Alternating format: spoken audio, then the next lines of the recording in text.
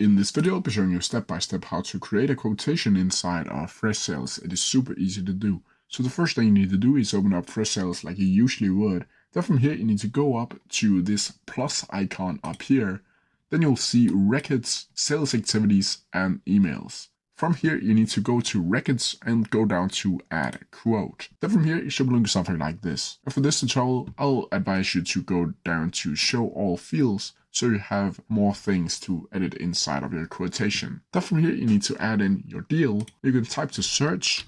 Let's create this here from Tess Smith. As you can see here, now the primary contact will automatically go over with the deal. You can add in an account. You can add the quote type, which you can either choose quote, proposal, non-disclosed agreement, and master service agreement. For this tutorial, I'm just going to choose quote.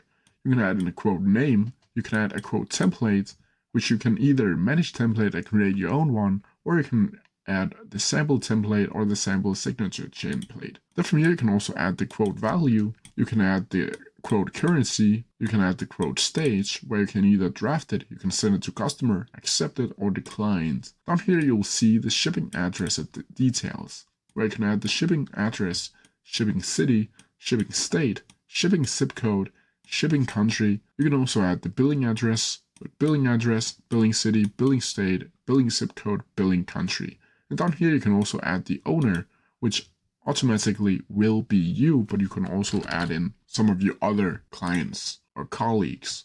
Then you can also add a territory if you want to do that. But when you're done, you simply need to click save over here. Then you'll go into this page right here. And as you can see, the quote has been successfully made. Now you can edit it over here. You can view it. You can add or edit products to this quotation. You can add valid to. You can add the quote number. Then from here, when you're done, you can either save it or you can go up here and send it to customer. But that's how I do it. If you have any questions about it, please leave them down in the comment section below and I'll try my best to answer them as quickly as possible. See ya!